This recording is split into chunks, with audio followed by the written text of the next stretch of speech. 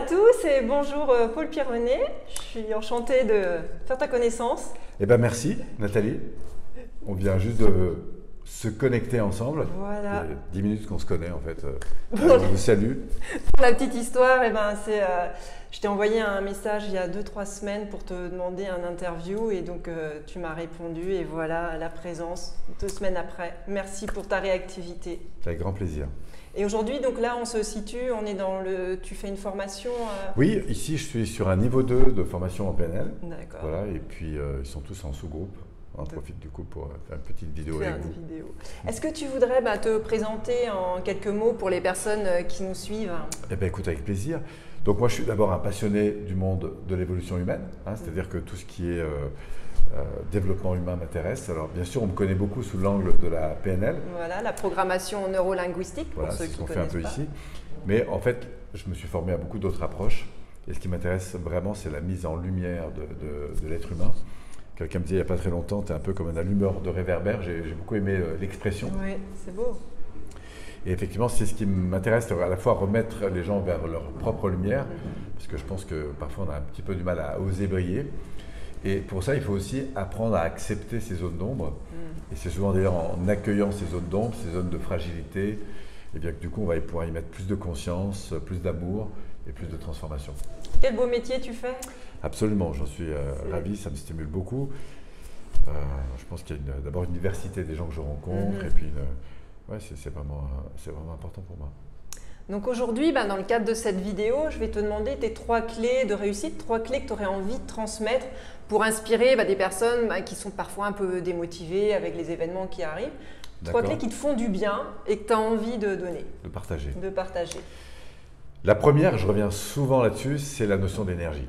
C'est-à-dire que c'est incroyable comme ça peut transformer un être humain que le fait de remonter dans sa qualité d'être intérieur. Et j'ai envie de dire, dans les moments de difficulté, c'est ce qui m'aide le plus. Alors pour ça, ça peut être la méditation, le retour au sport, redresser mon corps, inspirer, sourire, dire merci, parce que je trouve que c'est une façon très simple pour moi de rehausser cette qualité d'énergie. Et puis d'aller me chercher, parce que c'est un peu comme un muscle, l'énergie, c'est quelque chose qui se travaille. Et je crois que quand on a de l'énergie, on ne communique pas de la même façon, on ne réagit pas au monde de la même façon. Même les difficultés que l'on rencontre, on les aborde pas de la même façon.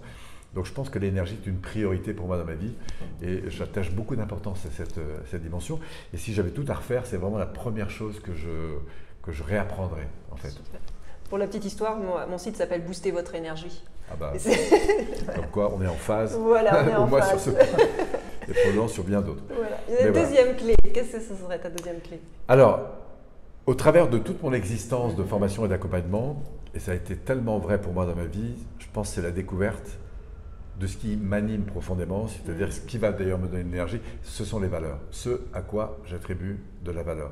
Ça peut concerner ce que je vis, ce que je ressens, ce que je partage, par exemple le fait de prendre du temps avec toi, d'échanger, de contribuer, d'écouter. Ça concerne aussi ce que je fais, par exemple le fait d'aimer faire du sport, de l'escalade, d'écrire, d'apprendre, et puis aussi le fait d'avoir, il y a des avoirs, moi j'adore avoir une belle voiture, j'adore avoir de l'argent, j'adore avoir des tableaux, enfin voilà, c'est le fait d'acquérir des choses qui me font vibrer, voilà. Alors les valeurs qui sont les plus importantes, ce que j'appelle des valeurs de finalité, c'est vraiment ce qui me fait vivre intérieurement. Et c'est ce qui va donner du sens à mon métier, ce qui va donner du sens à mes relations, dans mon couple, dans ma famille, quel que soit même dans ma vie professionnelle. Pour moi, ce qui est le plus important, c'est cet éclairage. Et c'est aussi ce qui va être la source de mes frustrations. Et quand j'ai des frustrations, parce que je suis comme tout le monde, j'en ai. On en a tous. Mais la bonne nouvelle, c'est que derrière chacune de mes frustrations, finalement, je découvre qu'il y a une valeur importante. Et parfois, on ne les voit pas venir, ces frustrations. Donc, on tombe un petit peu dans des habitudes, dans des difficultés. Et puis, tout d'un coup, on est plongé dans des manques importants. On se demande, mais pourquoi je suis encore là dans ce travail ? Qu'est-ce que c'est que cette relation qui ne me nourrit plus? Alors au début, quand on est dans ces trucs, on a tendance à regarder à l'extérieur, à voir ce qui ne va vraiment pas, et au fond de se réjouir un peu de la souffrance des autres, parce qu'on se dit finalement c'est pas… Bon, moi ce que je propose dans ce cas-là, c'est vraiment de réécouter en fait qu'est-ce qui se passe, et à travers nos frustrations, quand elles sont là, de se dire finalement qu'est-ce qui me manque important, c'est quoi que ça révèle d'important pour moi aujourd'hui. Et quand je suis confronté, y compris à d'autres personnes qui peuvent avoir des attitudes, des comportements, des visions très différentes, et bien de revenir sur le sens en fait de ce pourquoi ils font telle chose, qu'est-ce qui les anime, qu'est-ce qui leur manque le plus. Et en fait, on verra que derrière toute souffrance, il y a un manque évidemment de quelque chose, et c'est ce quelque chose-là qui va réallumer. C'est une façon de réallumer le réverbère que de remettre de la lumière dans ces importants. Voilà, c'est vraiment ma deuxième clé, voilà, se connecter à ses valeurs et puis réajuster. Absolument. Super. Et ta troisième? Alors, c'est une troisième que j'affectionne aussi beaucoup, c'est l'attention à la manière dont je vais faire les choses. C'est-à-dire, au fond, quels sont mes rituels, quelles sont mes habitudes. J'aime dire qu'il y a souvent deux gros types de changements. Il y a le changement de boulot qu'on a parce que ça ne vous convient plus, le changement de relation qu'on peut aussi avoir, le changement de lieu de vie, ce que j'appelle des gros changements. C'est un peu comme quand je regarde un paysage, il y a une grosse branche qui casse, on a ce qu'on appelle une rupture de continuité, donc il y a un gros changement. Et puis si on regarde beaucoup plus dans les détails, la nature, entre le lever du jour, la journée, il y a énormément de petits changements et je pense que dans notre vie, c'est un peu la même chose. C'est quels sont ces petits changements qui ont l'air de rien, mais qui mis bout à bout vont faire une grosse différence. Quelle est la manière dont je me lève le matin? Comment j'aborde mes enfants quand je vais les réveiller? Quelle est la façon dont je reprends contact avec mon conjoint quand je l'appelle? Quelle est la manière dont j'aborde la nourriture quand j'en ai besoin? Et là, on est beaucoup plus dans ce raffinement que je peux mettre au quotidien dans mon attitude.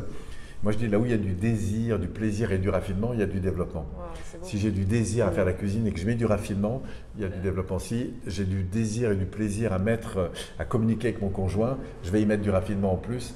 Et hop, ça va. On sent la fluidité, tu vois, en même temps que tu le dis, tu vois, il y a le mouvement et c'est beau. Quoi. Et c'est ça que je trouve intéressant, c'est de travailler sur l'excellence, en fait, sur la forme, sans chercher à être excellent, mais juste être un petit peu mieux demain qu'on l'était hier. Et on le fait beaucoup dans le monde des organisations. Moi, j'ai accompagné énormément d'entreprises à l'époque, puis j'ai beaucoup travaillé dans la mise en place de stratégies qualité, tout ça. Mais en fait, cette dynamique Kaizen, qu'on appelle l'amélioration constante, il n'y a rien de plus beau que de la vivre aussi dans sa vie. Alors, ça ne veut pas dire être toujours en attention et tout ça. Il faut savoir se relâcher, accepter qu'on n'est pas toujours parfait, justement. Mais c'est tellement bon, je trouve, d'être dans cette dimension de croissance. Voilà, puis on se sent vivant, quoi. On est acteur. Absolument, on est acteur. Et c'est ça qui est. Moi, je crois que la plus grande des joies que peut avoir un être humain, c'est d'avoir le sentiment qu'il a choisi ce qu'il vit, qu'il a choisi ce qu'il fait, il est libre de faire ce qu'il a envie de faire. Et dans cette dimension d'attitude au quotidien, il y a cette conscience, cette présence que je vais mettre à la manière dont je vis, je fais, j'agis en fait au quotidien.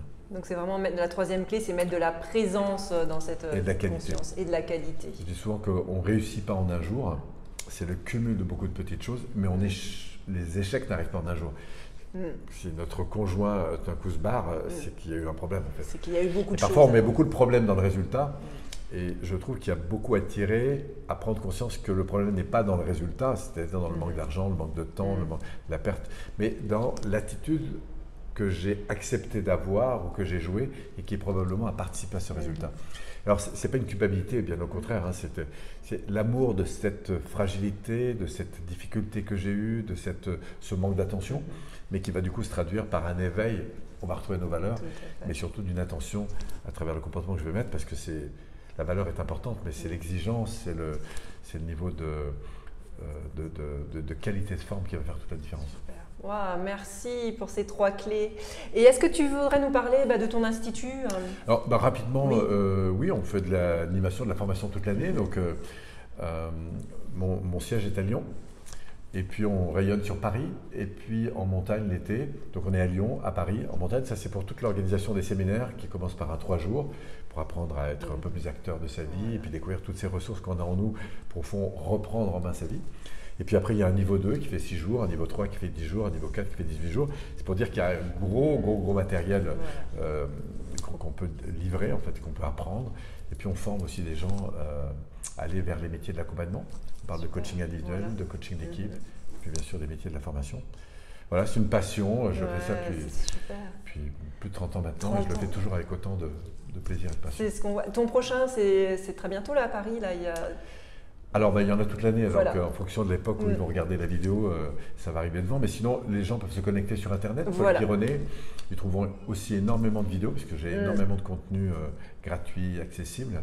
C'est une belle façon comme ça de commencer par vérifier si ça nous intéresse.